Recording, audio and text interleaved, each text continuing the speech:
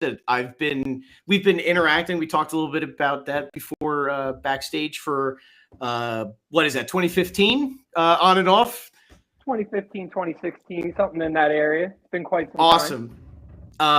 John, I'm going to let you introduce yourself and I guess kind of give like a little bit of a background on how we have interacted, and we'll go from there. So my name's John from Philadelphia. Me and Doug kind of started speaking with each other about politics over the 2015, 2016 time, back when Trump got his, first election that he won. And then obviously lost in his second re-election, but won again now this year. So I'm betting Doug's very happy today. I'll tell you something that's fairly interesting. Every person that asked me what I thought was going to happen yesterday, every single person, and the people that are watching this, they know that I was nowhere near optimistic. If anything, I was very pessimistic on it. I did not think that it was going to go this way by any means. Actually, so much so that you'll probably be surprised by this. I didn't vote. Okay. Well, obviously you didn't need to. Yeah. Yeah, I guess in some ways. So I did go and exercise my right to vote, especially because even though I'm from Philly, I actually did move out of the city recently, and I moved to Bucks County, which is a big area that voting is important for. Yes, yeah, so I did try to go exercise my vote yesterday. I believe my buddy Ron is from around that area in Bucks County, and he was shocked to see it flip red because it was blue charting all night when we were doing the live stream, and then just almost at the tail end, it flipped that and Erie together, which is again shocking to me looking at the election, going like, wow, like where the hell did that even come from? So, I mean, I actually, the opposite of you, I actually thought Trump was going to win months ago. I didn't think there was going to be any problem. And one of the biggest reasons is besides all the money that was getting dumped into it, which is one of the worst things, about politics anymore is the money in politics. Agreed. Ever since like Citizens United and stuff like that. But I knew he was going to win just for the fact that he was running against a woman, as sad as it is to say. And, I'm not a big Kamala fan, I'll tell you right away. But I know one of the biggest reasons she lost, and if anybody wants to truly admit it or not, it's a woman. Men today, there's too much male ego in America, if you ask me, to let a woman become president. So. I partially agree. I think her being a woman definitely played a role in that. I think also at the same time, she's battling a lot of things that were uphill battles. You have the Ukraine thing, you have Gaza and Israel, you have, I guess, like a lot of domestic problems where it almost seemed like the progressive wing of the Democrat Party, left party, whatever you want to call it, has kind of veered off in a different direction. And I've seen a lot of things that kind of was interesting, that it was like, I'm not voting for Kamala Harris out of principle because her beliefs don't align with what I believe. Yeah. And I was like, wow, that's really strange. And then at the same time, you see people who are like, vote blue no matter who. It was like, wow, like this is totally wild. It's funny as you talk like that. Bernie Sanders put out a thing today I thought was a great little statement, but one of the big things was about kind of what you're talking about, the progressive, both sides of the party obviously have way too extremes. The right has the extreme right, and then the left has the extreme left. But Bernie was talking about how, the Democrats have gotten, the left that are too progressive, too little, too extreme, have pretty much lost touch with the working class of America. And, again, you can go look it up if you want to see the whole statement. Again, I thought it was a very well put statement by Bernie Sanders, who I again, don't want to say he's the best, but I definitely like a lot of the stuff he talks about. But he put out a very good statement out there today about that. And I just believe how true it was as I was reading it. Just they have lost touch with the working class. I can actually pull it up here. I think I found it right here. Basically, long and short, It comes to no surprise or great surprise that the Democratic Party, which has abandoned the working class people, would find that the working class people have abandoned them. Yep. Mhm. First, it was the white working class, and now it's the Latino and Black workers as well. While the Democratic leadership defends the status quo, the American people are angry and want change. It almost kind of seems like that's like the tone and tenor of the rest of the statement, which is about 2 Mhm. pages. Exactly why I wasn't going to go too much into it. But yeah, I mean, what you just said is the gist of it, like you said, and that's pretty much it. Just they lost touch with them, so they lost touch with them. I honestly, I think, who's the guy, Michael, the guy that did Bowling for Columbine, and then Michael, his last name escapes me right now. He did that great quote from when 2016 was happening and Trump was running for president. He said that Donald Trump was going to be the biggest FU to the system that there was ever going to be. And it rocked the political world. And looking at this election, I feel as though that's happened again. And I'll say this, like, and we can kind of start. Well, I want you to get your chance because this is how this kind of podcast started. Was you wanted to ask My me a question? Yeah, Yeah, your and question. It's fine. I still got it, and you can keep going. It ain't going nowhere. Okay, and well, where I wanted to go with this was, I feel as though in my world, looking at political things the way that I do, we almost had women choose the right to have an abortion over literally a cascading amount of other problems that were slowly building up into the country until we're at this like apex point now with inflation and everything else and whatever was going on. It was like my right to an abortion superseded everything else. And like I was like, oh, okay, this may not go the way that it went, but so right off the bat, John, I did promise you this, and I'm glad to answer this question. What was the question that you wanted to ask me? So next election, if we have one, it's not trying to sound conspiracy crazy, but I mean Trump has literally said in some of his rallies, some of his statements, come out and vote. It'll be the last time you have to. A lot of people talk about he didn't want to leave office the last time. So, obviously there's a lot of chatter, especially with presidential immunity now, that he may never leave office.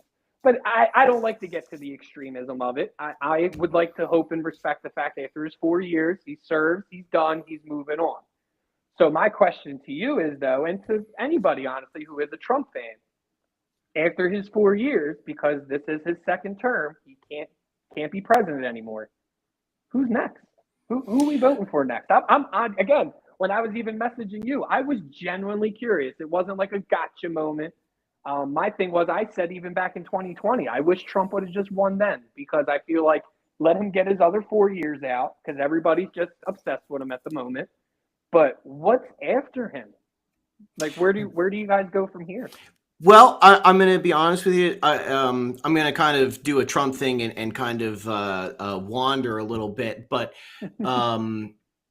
I think the coalition that he has built around himself, whether it be RFK, Elon, Tulsi Gabbard, JD Vance, Vivek Ramaswamy, a lot of these people are going to be in a very tight contention to see who is going to lead the party. I don't believe that JD Vance is going to lead the party going forward. Nobody likes him. Yeah, I don't. I don't think that he has the chops to carry. Oh, did I lose you? Ramaswamy. Okay, yeah. It just seemed like we had like a little bit of a connection thing for a second, but I would be open to Vivek. He seems like to be somebody who's a real firebrand within the Trump sphere, and this may be surprising to you. he's got some bad takes on some gun rights stuff, but I'm a huge fan of RFK on the MAHA thing, the Make America Healthy Again, getting our food system, because I do work in the food industry. I've talked about it briefly on here a couple of times, being at different facilities and working around food. It is shocking on how bad our food is here, domestically made in America. It is really bad. And seeing somebody actually talk about that, it does invigorate me and go like, wow, like, yeah, I want to see the same processes that we put into foreign made products that go overseas to the stuff that we sell domestically. I would love to see that. So Well, if go no, ahead. no, go ahead. I was just going to add to what you're talking about because, yeah, I mean, I'm pretty sure this has actually changed now because this story is old. But to what you're talking about, not only do I 100% agree, but besides the quality of the food, even how some of it was being made, Whole Foods got caught with slave labor. They were making Yes. cheese from prison labor. And it's like, okay, especially Whole Foods of all people, they charge so much money for their products, but yet you're using slave labor pretty much to make it because you're using prison labor. Yeah, it's actually kind of sad and pitiful. So actually, funny enough, the last time I was in Philly, I was talking about this yesterday earlier on the podcast. John is also that's a cigar, I assume. Yes, yes, Yeah, it's a cigar. It is actually a cigar. Here, yeah. It is the Dutch Master. Oh, that's beautiful. That's beautiful. Getting back to the last time I was actually in Philadelphia, I had met two Ukrainian electricians on a job, and they invited me, after I got to know them for a little bit, to a Russian and Ukrainian ethnic store, grocery store called Net Cost. And I was shocked to the core of the quality of food in that store. Now, they had to help me pick things out because I didn't understand a lot of the words and how to read a lot of the stuff. But I was shocked. I was actually talking about this yesterday. They have this thing that's called Turkish Delights, which is very similar to Fig Newton. And it's like this coconut wrapped fig thing that's like very reminiscent of a Fig Newton. And I love Fig Newtons. I think they're just great. Mm-hmm. But the entire calorie count for the box was the same equivalent of what I think it was 2 servings of the Fig Newtons that we sell domestically. The entire box, you could eat the entire box for the same caloric intake count of 2 servings of the Fig Newton. And it's like, how the hell is that even possible? It's all the extra preservatives and everything else that we're putting into the food that I just was like, holy Christ, like, they have a totally different diet even than us. Like their food is a lot of fish. They had herring, and you could get any kind of dried fish that they had hanging in the store. And I don't want to pontificate about this for a long time, but I was shocked on just how healthy. Even the bread was just something too that, like, again, walking around looking at this was stuff that was made that day in the store.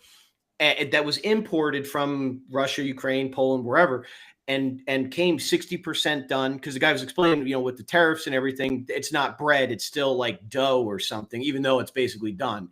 They finish it at the store, and like when you ate it there, it was just incredible, and how friendly people were. I was blown away by the quality of what was being imported opposed to what we had domestically, and it really showed me like, okay, yeah, no, we have a major problem in the United States with our food.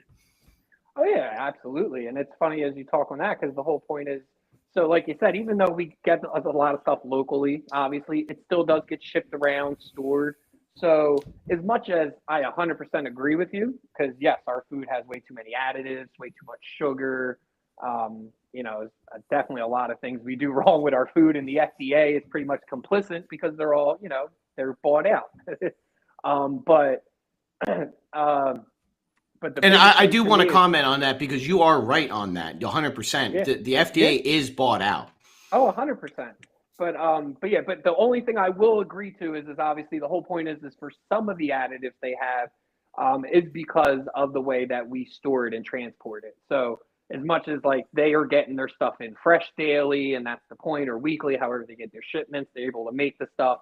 It does go bad quicker, but they all shop according to that. I feel like Yes. if we are all just taught a different way is the point, that's how you can make the change. It's like, okay, maybe I don't need to just buy like, my milk once a week and it's supposed to last me almost a month. Like that's not natural. Like it should be going bad or quicker, but that's because I should be getting it fresher. And then maybe you don't buy as much and you buy less. But I mean, the way we live in America, everything's about excessive. We have to do everything big and in bulk, and we need as much as we can.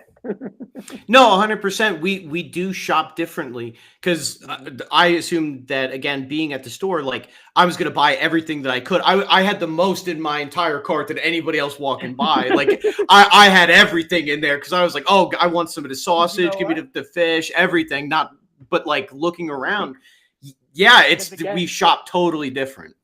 Because again, they're shopping maybe for a few days, and we think for the week or longer. Even, hey, I just want to do this once a week, or so forth, once every 10 days.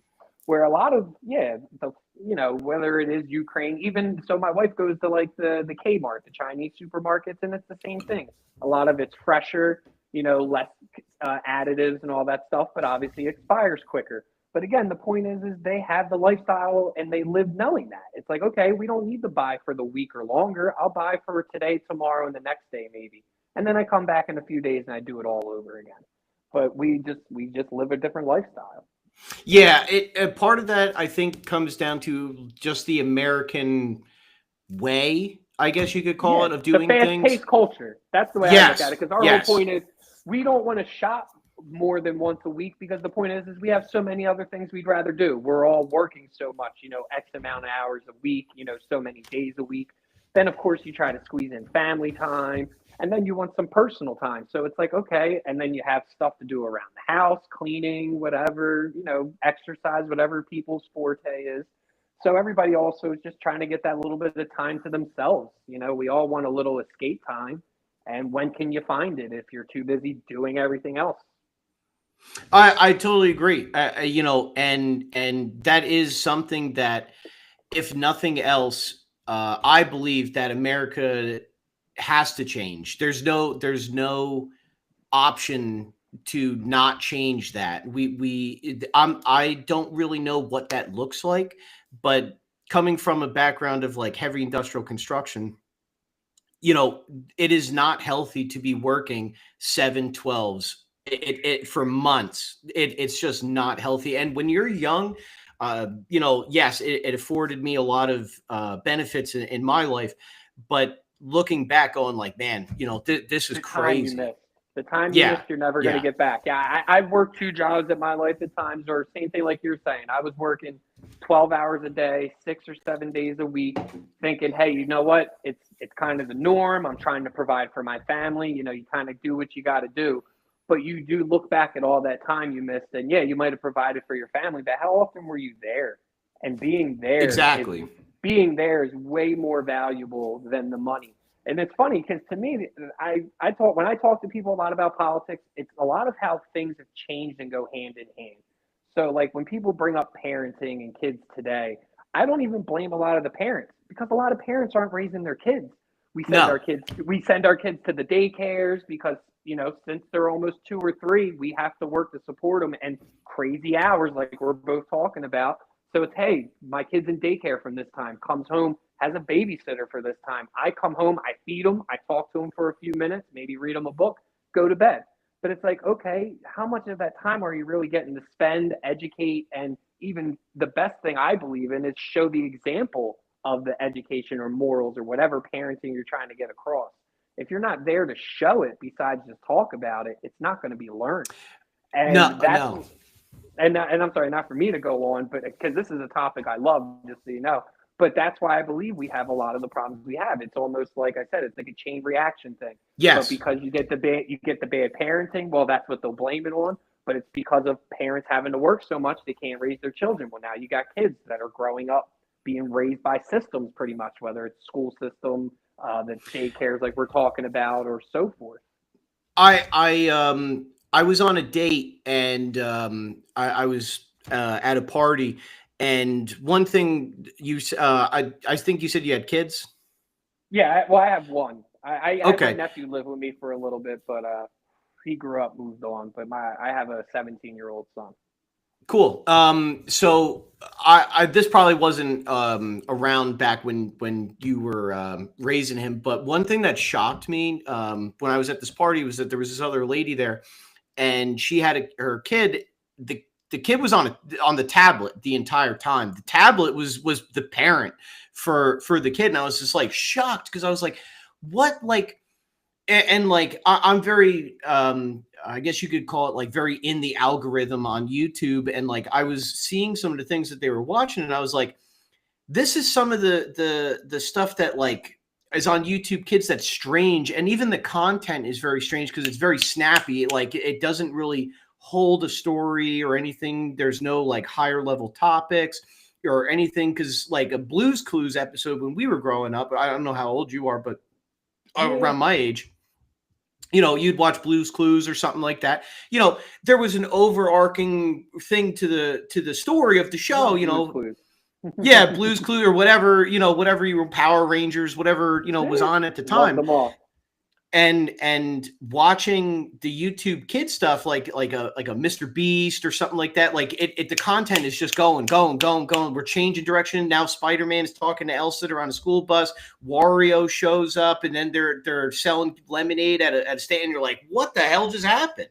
Yeah, It's so bizarre that like parents today are not parenting their children. They're letting technology parent them, and I yeah, see that to be like a big problem. Like our investment in our families has, I guess you can call that like waned.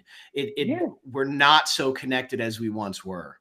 Yeah, and you know what? It's sad because I feel like this phrase can be used for a lot of things. Technology is the greatest, and it's funny because obviously I don't know about you completely. I know the few times we talked online, you're obviously in politics.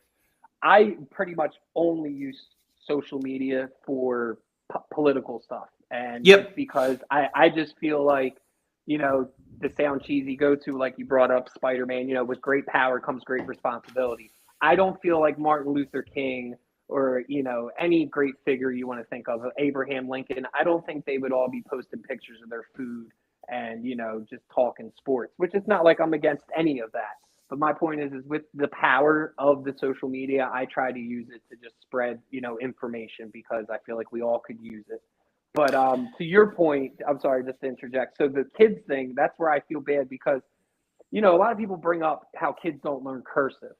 And to Yep. me, I'm half and half on that because the whole point is I feel like you should never pass an opportunity to learn something. You don't want to look at cursive and you don't understand it when you kind of should. But also, kids today, they're not going to need cursive like we did. Back when we were learning cursive, it's because that's how you had to write to fill out a job application. So you didn't print to look like a child. Or, you would fill things out in cursive. But everything is computers. Yes. So to me, there's nothing wrong with progress, which is why again, there's nothing wrong with the kid necessarily having the iPad. It's just to me, it should be monetized better, like you're saying. Like, yeah, it shouldn't be crazy content. It shouldn't be things they maybe shouldn't be seeing. Maybe it should be something as simple as an episode of Blue's Clues. Yeah. But also, I don't disagree with sometimes the way parents do it and the amount that they do it. It's just like a here, go on this and get away type thing, which is a little sad to see. No, it is But very sad. It is very sad. yeah, but again, the point I was making, but yeah, it's sad because again, with the great power comes great responsibility. It's not the iPad's fault, you know what I mean, and No. it's not even the kid's fault to be honest. It is the person, obviously the parent, who should be just making sure that it's used the right way. I fully agree. Honestly, like, and I'm not a parent. This is just my outward experience, and then having a few buddies come over with their kids and interacting with them. Like, I can tell that sometimes when I talk to the kids, like they remind me of how I was when I was a kid talking to other adults, where sometimes I see younger people and I'm like, they're lost. They have like their mental faculties aren't firing off the same way that like, I guess I'm not saying like more developed, but like I guess the conversations that we can hold are much shallower. They don't ever reach like a more of There's an no substance. esoteric or yeah, it's basic things. And I think some of that is sometimes people feel like they don't want to expose themselves or open themselves up to criticism or other thoughts.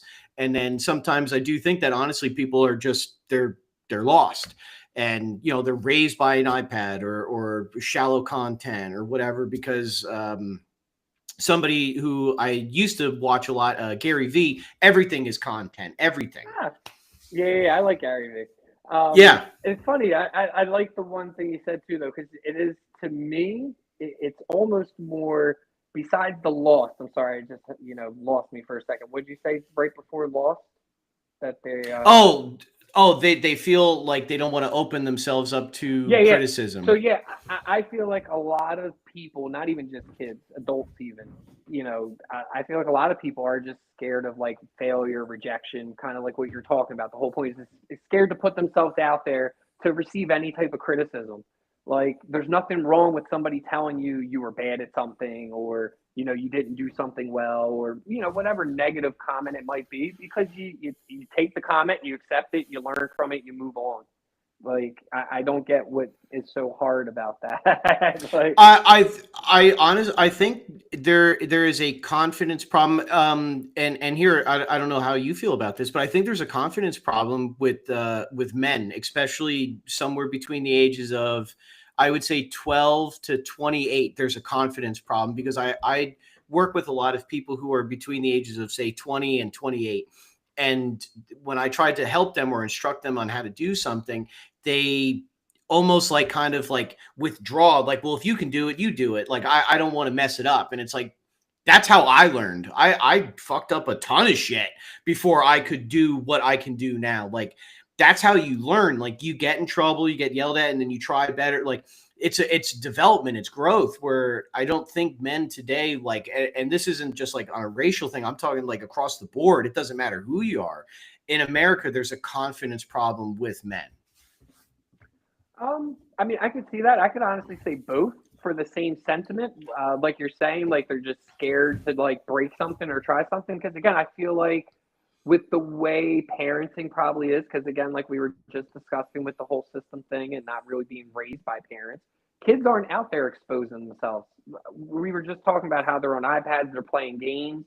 Who's really going out and trying anything physically that isn't like a virtual thing and trying and failing?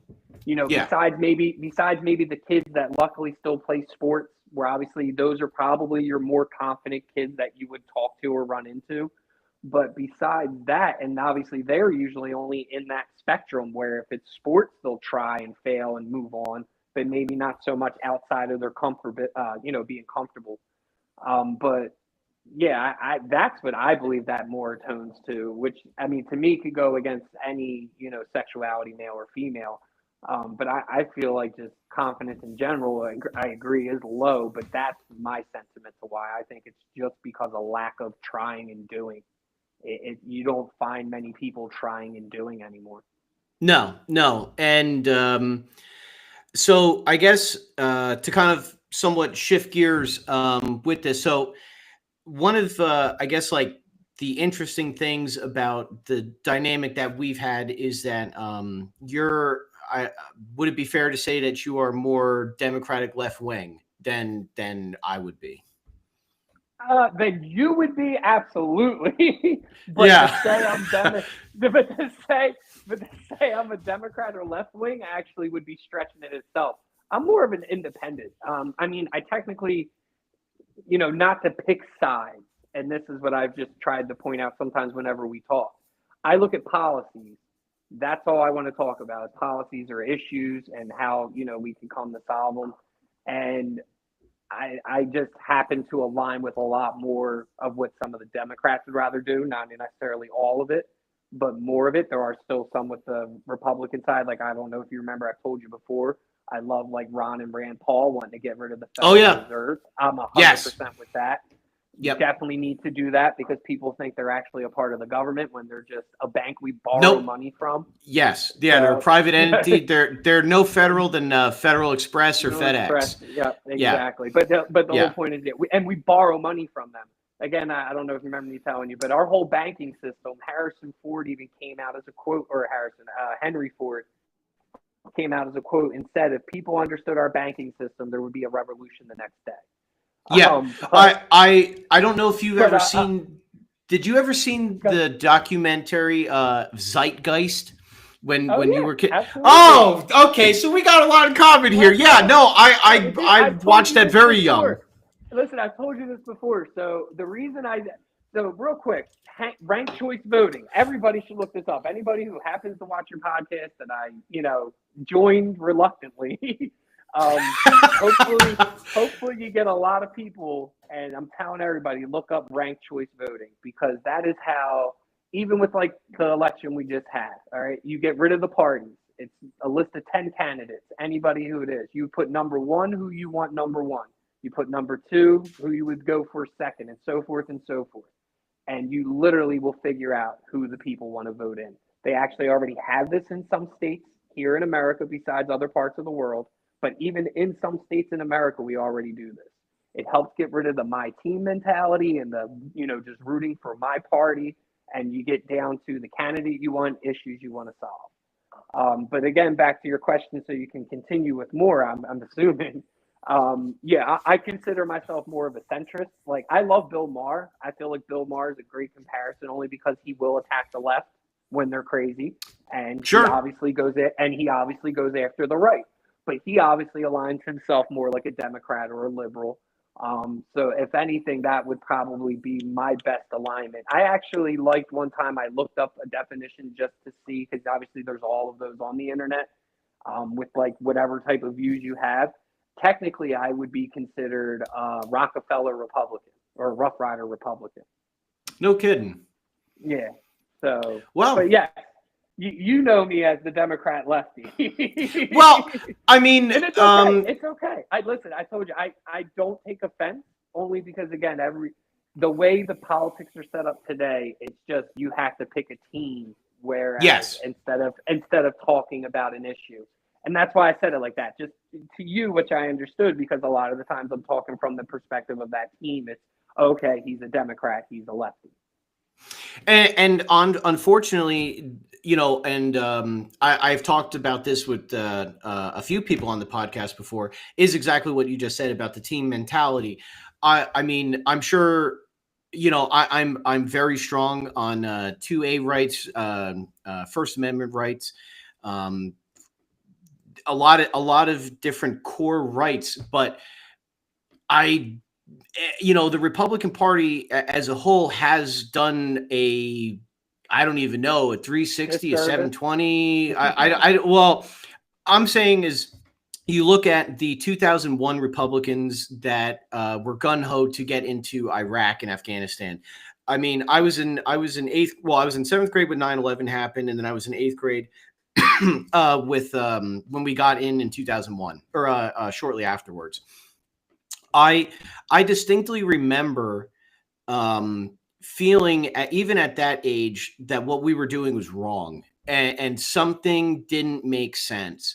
And, now 20 something plus years later, we're exited or whatever is going on over there, and you look at the war hawkishness of the Republican Party and just like the gun-ho mentality, big business breaks like for wealthy class and all this stuff. And it seems like some of those things have stuck around, but my opinion on the Republican Party now has kind of almost become the anti-war party because you have Trump wanting to pull out of Ukraine, settle shit down with Israel, Iran, and Gaza.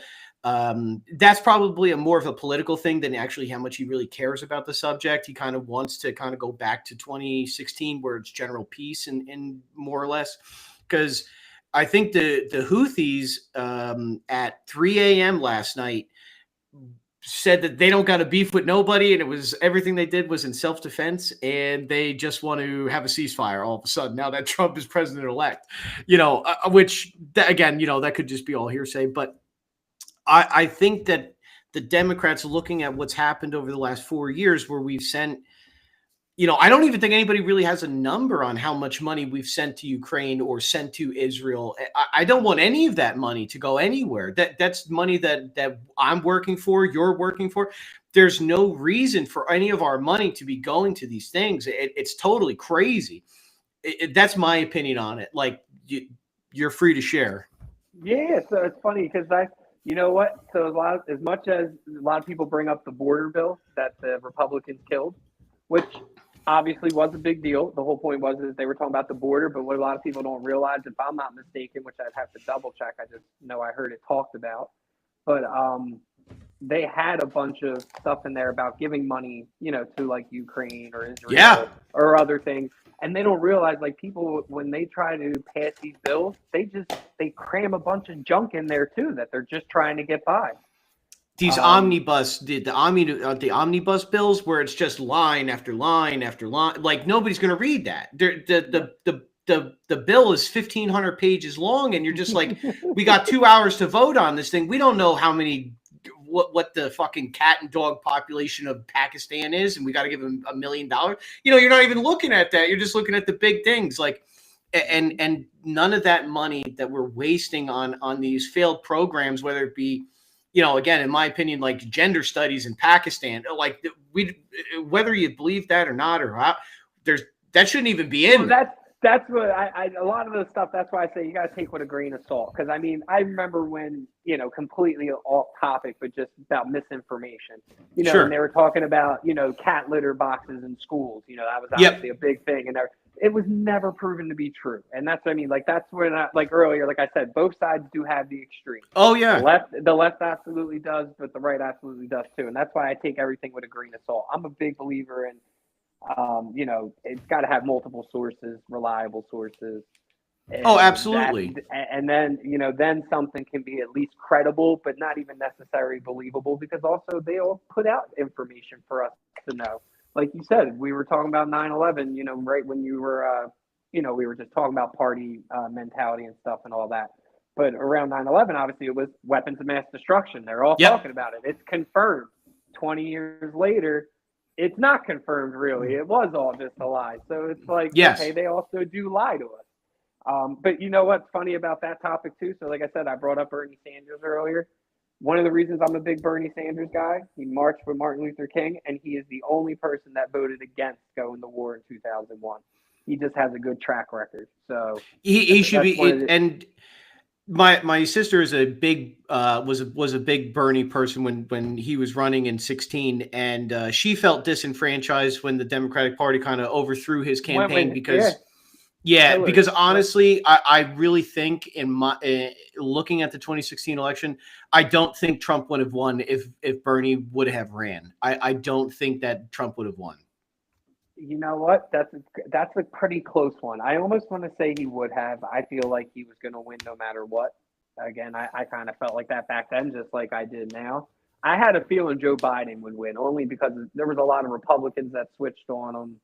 COVID was also a big thing. COVID was big. Yeah. Oh yeah, COVID was huge. The economy and everything. Yeah, I mean, it was like a perfect storm, almost, you can say. But I just, I knew he was going to win 16, and I knew he was going to win this time. I just, like I said, I'm just curious what's next. Like that's like I said, hopefully steps aside. I don't think that there's going to be a problem with that, because what I've said to some other people, it almost seems like Trump has achieved what I like to call as the triple crown. He's a wealthy businessman for good and bad. He became president, and now not only has he become president again, it is in a non-consecutive term. Like he has achieved the triple crown of, like, that is rare. I guess would you. Yeah. Oh, we have only had this one other time with Grover Cleveland. And the quick story behind that, if people don't understand, Grover Cleveland was in, and then I forget who came in after him, fucked everything up, and people were like, okay, we got to get this guy back in here, and then they voted him back in. But and I'm not saying that's what happened with Trump. I think people feel somewhat disenfranchised about the Democratic Party because I actually saw this interesting little snippet. I've been on Threads most of today. I don't know if you use Threads, but there's a lot of copium going around on Threads today. But the thing was, Barack Obama got 69. I got it saved actually. I think it was 69 million votes. I should have this right here. Yeah. Obama got 69 million votes. Obama again in 2012 got 65 million votes. So 4 less million. Hillary got 65 million votes. Joe Biden got 81 million votes and Kamala Harris got 66. So there's actually a regression. I think that number has increased for Kamala Harris. I'm just going to quickly just make sure that I'm not misquoting or something. Okay, she got 67,878,826. But there seems to be a less of a turnout for Kamala Harris this time, where Trump more or less kept his lead as far as the popular vote, which honestly, and some of the guys that watch this, they and women, you know, they literally heard me say that there was a feasible possibility where Trump could win the popular vote and lose the election, and I was very confident with that. Yeah, I was very confident that I was like, there is a total chance that he could win because and I was saying about PA. And I hope this doesn't offend you, but Pittsburgh and Philadelphia run the entire state. Those two cities, like on a county level, dictate, because if you look at the electoral map of Pennsylvania on a county level, the entire center and outskirts of those cities are mostly red counties. And it's like two major cities run the entire state. And you can see the same thing in Florida, New York. New York state is incredibly red. It's the island that runs that entire state. And I was making a case for an electoral college on a county-wide level. And I mean, obviously that would benefit Republicans, but it would also kind of cause the Democrats, I think, to appeal to a more rural and suburban class of people that they've kind of, like what Bernie's saying, they've left. They forgot that these people exist. Because I see it out here where I live. I live in a very rural area. A lot of farms, single family homes that are very spaced apart, quarter mile, half mile apart. These people just want to be left alone, and they just want to be able to go to work, come home, do whatever they want to do, and then do it all again the next day. And I think that it is very interesting on how this election actually turned out, to be honest with you. Yeah. Well, it's funny because, everybody knows, I mean, between Philadelphia and Pittsburgh, it's, Pennsatucky, it's pretty much all red. But it's funny because I also, over time, again, like to look at, history and facts. There's been a lot of gerrymandering, which they do constantly do, which helps all, certain districts and certain counties make sure that things stay red. But both sides do it. Again, that's the point. It's not the blue either. That's what I mean.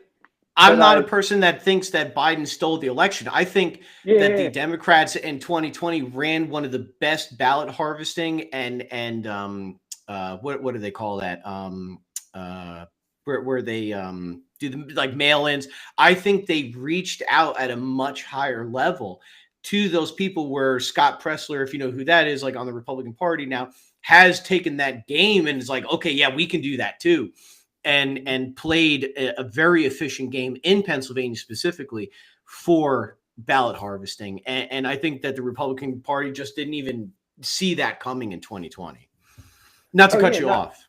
Yeah, no, you're good. I was going to say, I mean, that's one of the hugest things too, is the turnout, voter registration, and people actually coming out. It's funny because you brought up Philly and Pittsburgh, so I heard them talking about that. Not everybody in Philly didn't even turn out. I think they didn't get even like, a quarter of the people they were hoping to register compared to voting. but again, I'm not exactly sure how accurate that is. But yeah, I mean, they did just run better. Like we said earlier, I said I believe Trump won. The money in the campaign was ridiculous, and the money Yeah. that drives politics now is huge. And yeah, I mean, I alone drove down 95 because even though I live outside the city, I work in the city. And when I was going into the city, I seen 3 Trump billboards Yeah. every morning, every morning. And yeah, I mean, yeah, again, there wasn't a chance he was losing. There was no chance he was losing. Plus, everybody I like you said, everybody's just a little, same reason Trump won the last time. Everybody was just upset with the current situation, want to change, kind of going for the same thing again. No, 100%. And money does play a tremendous part in the election. And I think a lot of that, and I'll give a lot of, I guess, credence or credit to Elon. Elon bought Elon bought stepped Twitter. up. Yeah, he bought Twitter, turned it into X, and I think a lot of people underestimated the amount of power that Twitter and X actually has. My friend Ronnie constantly rags on me for not being on Twitter or X because I'm just not Are on it. you on I Truth just Social? no.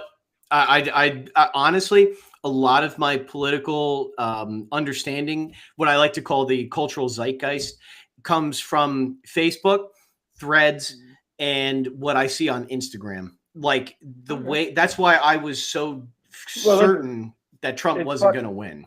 It's funny. So it's just, not to call you out because I'm the same thing, a little older. We use the older stuff, obviously. Yep. Everybody else is on the Twitter or the TikTok, the younger Oh, stuff, which I, TikTok's huge. Yes. yeah, which I go on all of them too, but I am more of like a Facebook, Instagram guy too, like you're talking about. But to your point, yeah, the money that Elon put into it, and it's funny you talk about buying Twitter because that's actually I was just watching John Oliver the other night, which he's obviously more lefty, but I think he's a great show.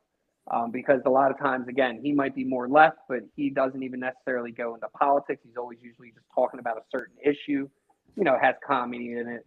Again, I think it's a great show. I was a Uh, huge fan of the Daily Show when Trump or when oh, Jon Stewart was on in the early yeah, yeah, 2000s. I love Jon Stewart, and honestly, I think one of the best episodes that he ever had when I that I remember was when he John had Stewart's great. James O'Keefe on, and he did the whole thing with Acorn where he was dressing up like a pimp and like trying to get the whole women's thing with into the housing projects, and I was like, wow, like that's like Jon Stewart was a voice of reason during that time. Like, Yeah. absolutely was a voice of reason.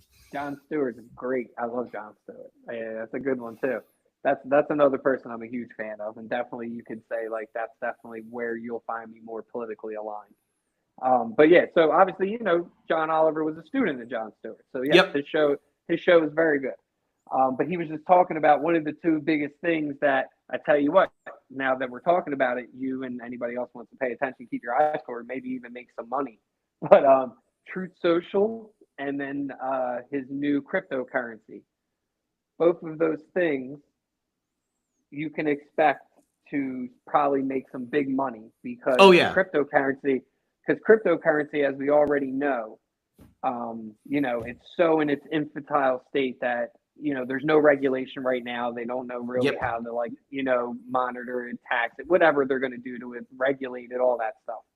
But obviously, with Trump with president now and him having his own stake in the game, you can look forward to some Oh crypto maybe policies going through. And then just real quick on the other one, so him owning True Social, and it's funny because this was on Fox News. The guy was talking about how it might be one of those companies that might have like a high estimation for value, but actually has no value, no income. It's a yep. company that loses money.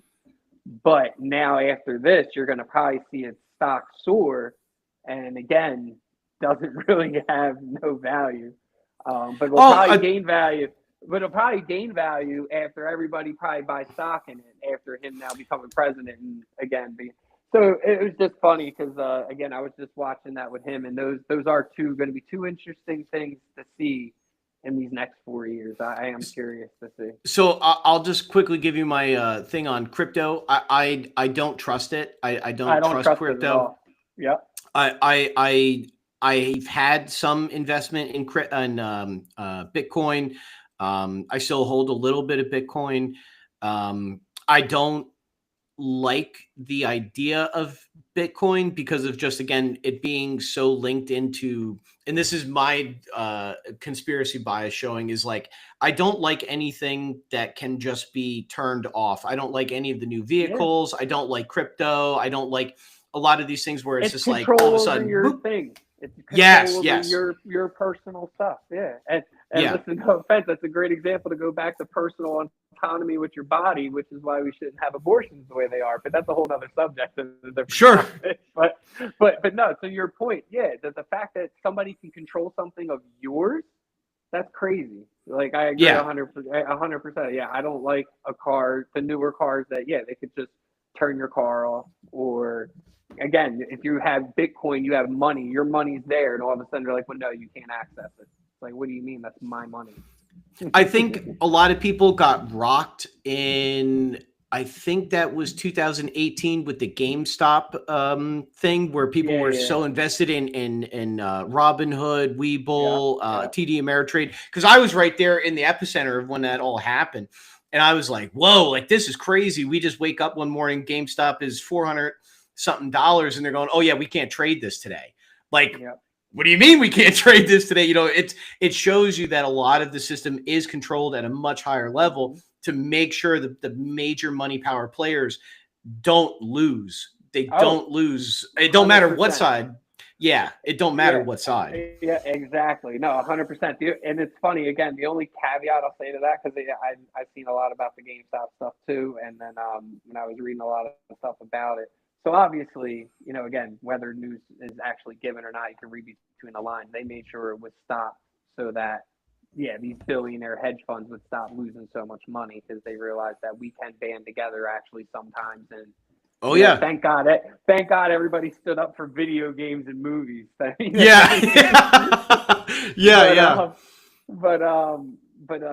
to the topic again. So the only thing that was legit is apparently, so Robinhood, with everybody buying as much stock as they did, so the insurance they had to take out to pay out if something if all these people decided to cash out, it got to the value that they actually could no longer afford it. Yeah. So but if you ask me, that's one of those things. It's like, okay, this is the reason we're showing you, because we can. It's legal. You know, like they don't already go around things like that sometimes. But it's like, but we can show you this time. This is why we had to stop it. It's like, okay, but we know why you stopped it. You stopped it because they were all losing so much damn money. So no, 100%. And the fact that something like that could even happen, and again, it brings it back to crypto. You know, you value or devalue crypto based on basically the use of the cryptocurrency. You know, if everybody stops using it or everybody just starts using it, you know, you create these radical imbalances within the I guess you can call it digital economy. That that's one thing that I hope that Donald Trump does, is have a quasi, if you, for lack of a better term, a digital bill of rights, that you're at least, I'm very big on privacy on the internet. I think that anonymity on the internet should be the same type of anonymity that you have on the First and Fourth Amendment. You know, you should be secure with the things that you post and whatever else you have going on. You should have that secure to you, that like your digital footprint should be yours. A company like Facebook or even YouTube, you know, we're streaming to YouTube right now. The danger of a company that you don't even really understand, you don't have any knowing, you don't even know on how they're accessing your data and is selling it to China or whatever. I mean, I don't know how much you followed around the 21andMe, where people were sending their biological data to basically China to have like China now like know who your entire lineage is. It's like, it's crazy. Like, oh, we didn't tell you that in the fine print. Like, what do you mean? Like, you know, that there should be some type of digital bill of rights. I believe so. Real quick, just funny tidbit. You want to regulate something? Sound like a Democrat there, just so you know. Sure. But the whole point is yes, I agree that there's going to be and there should be. That's the whole point. It's not like they are probably already. We just don't know the inner outs of it. But I mean, for years now, they've already actually been trying to work on some type of regulation for cryptocurrency. And obviously, the whole point is right now with the open market, it's not like you can stop Bitcoin. It exists. It's out there. They did already Yeah. try to stop it, but they just couldn't. It's too big. They already, they're the only ones, obviously, that really have thrived. They've been able to pretty much, by the fact that no other cryptocurrency really makes money, that's the way they've been able to pretty much not having to worry to regulate it. Because right now, it's basically like buying a stock. You're just buying one Bitcoin as cryptocurrency. And like you were saying, besides the fact that it's, valued by how it's used and traded, then it's also how it's mined, which is, unless you're some computer guy that really understands it, which I'm not claiming to be at No. all. But it's mining for a coin with some type of computer algorithm, and however long that takes, and that's the only way they exist. So yeah, definitely not for me. No. Good to all the people who made money off of it, because obviously people did. But people, you make money off anything if you strike at the right time. Anybody who could have invested in Microsoft when they could have and didn't is kicking themselves in the butt today.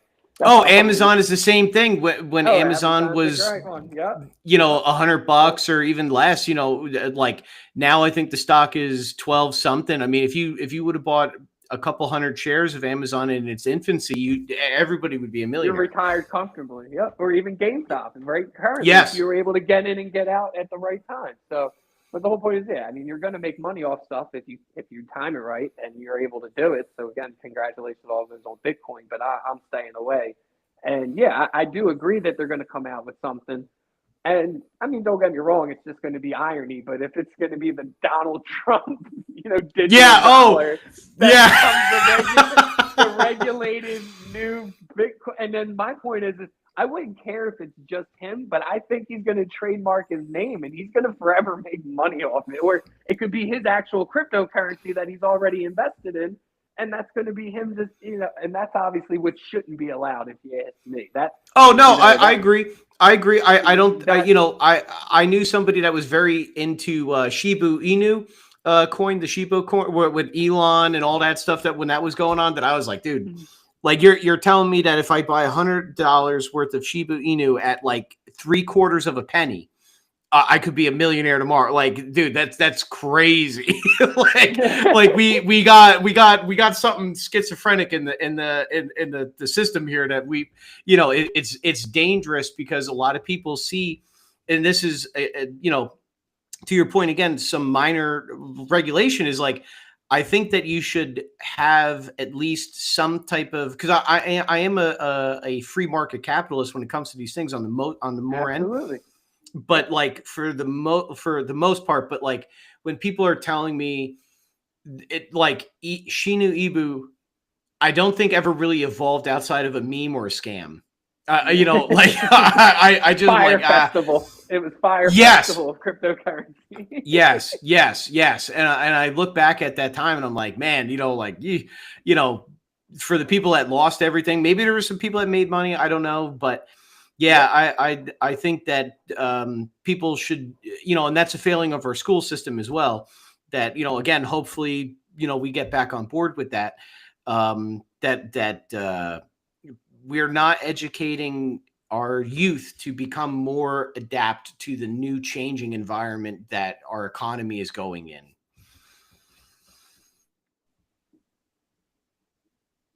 The open market, because again, 100% agree with that. And the whole point is like we're already talking, you just need regulations. And obviously sometimes, even though people hate the word, but we already have it. It's like socialist programs, the fact the police department, the fire department, that all comes from taxes. Yep. That's a socialist thing. Again, not to keep referencing, but Bill Maher, great episode all about it. He calls it capitalism plus, makes it sound funnier or cooler, but it's basically the fact that you could still have the open market. And like we're saying, you can have regulations and you can have programs that are in place that, could be considered socialist programs. But again, they're things we already do. The fact we don't have universal health care and every other health, any freaking country almost in the world that's Oh yeah. civilized has it. It is mind blowing, and the prices we pay. But again, that's a different topic. But Yeah. uh, Well, hey, I assume that you have to go to work tomorrow. I got to go to work tomorrow. I would love to continue this conversation and have you on again if you want. I'm like I said at the beginning, I'm equally as thrilled that you came on and we were able to have a civil discussion and find a lot of things that we actually have in common. yeah, it's funny because besides a few statements, I don't even think we had anything in common. I even pointed out that you sound a little more democratic than me today. I have to Yeah, I say. do have I don't know where I really fall on the spectrum. I should probably take a one of One of those those. test things that I was talking about. They're Yeah, all over the internet. Yeah. yeah. I think if I had to guess, I would probably be somewhere maybe center right of where things are, because outside of some more like 2A things, realistically, and honestly, I think you'd be shocked on my opinion of the 2A. I think 2A is largely a right that is a sovereign right for people on a just a human level, but the time for 2A has ended. I don't think that like January 6th was a great uh, example of where the 2A has failed, largely because you had a ton of people show up to the Capitol who were completely unarmed for the most part. And there was some chaos. Some things happened on both sides that were definitely wrong. But I don't think that the 2A community as a whole are going to be rising up against the government anytime soon, especially now where there's so much technology out there that you, having a firearm today doesn't carry the same weight as it did in the 1800s or early 1900s. I just don't think that we're even in the same paradigm anymore. I think more damage can be done on your cell phone, the power of your cell phone, than it can be done with anything else, honestly, at this point. Yeah. So I mean, I'm a big believer Second Amendment. Again, the only thing I do believe in, and I know trying to wrap it up here because it's getting late. But is again just regulation. I'd say anybody can have a gun. I just don't think we need AR-15s. Again, we talk about the excessiveness of it. I think you want to talk to male ego again. I just think guys just like the big guns, and it's like that max capacity, cartridges, all the things that the point is it can cause more damage than you need to necessarily. Because again, like you're saying, nobody's taking up against the government, or you're not taking on a gang or an army. Hopefully you have a gun just for self-protection. And then the whole point is you may have to fire a few rounds, but you don't need to go, crazy. No, uh, I heard a very unpopular 2A gun community guy on YouTube a long time ago said that having a what you would call an extended magazine or something, which theoretically would be standard by definition, but just going with that phrasing of extended, the amount of firepower that you need to have in your own home is fairly limited, because if you're dumping magazine after magazine into a home defense or even a confrontation out on the street, like something has terribly gone wrong beyond, you've put yourself in a situation that like is totally out of control. But yeah. yeah, I think John, I would love to have you back to debates or even talk about some of these other more in-depth topics at a later date. I mean, if you would be cool with that, I'd be great with that. Oh, yeah, maybe we can figure out a time. I had to download an app just to talk to you. I'm not sure if I'm going to keep it because it wants to, access my microphone and camera, which I'm not a big fan of. So Yeah, yeah, yeah. No, I might agree. have to re-download the app to talk to you. But yeah, it could be very possible. Perfect. Hey, John, I appreciate you taking the time talking to me, and we're gonna wrap it up here. Any one thing I do like to do for everybody who's a guest, real quick before they leave, is what is your? This is kind of just like an open-ended question, but where do you see yourself in the next 5 years? Like, and it's not even a political question. It's more of just kind of like a question for where you want to be in life. Whew, you get deep on your show, huh? Yeah. So 5 years from now, I mean, I have a 17-year-old son. Hopefully, he's in college. Um, hopefully, still working where I work because I just started the job a few months ago and like it there. Um, yeah, I would have to say that's pretty as deep as it gets for me. I'm a pretty basic guy, man. I just got the family. I work, come home, relax, watch some stuff, maybe play a game of Madden. I still play Sure. some video games like a kid. No, there's nothing um, wrong with that, dude. You got to unwind with yeah, something. No, 100%. There's nothing yeah. wrong I'm with a big that. sports guy, but yeah, that's about what I hope to see for the next 5 years. Hopefully in 5 years we're talking about another election. That would be Yeah. Yeah, no, you know 100%. I think it would be the political landscape will once again shift in a direction that I think both of us and basically everybody. I don't think anybody can really predict what the next cycle is going to even remotely look like. no, not at all, not at all. It's going to be a fun time. Oh, absolutely, absolutely, John. It's been great talking to you, and I'm looking forward to our next conversation. Have a good night. Yeah, you too, bud. Thank you.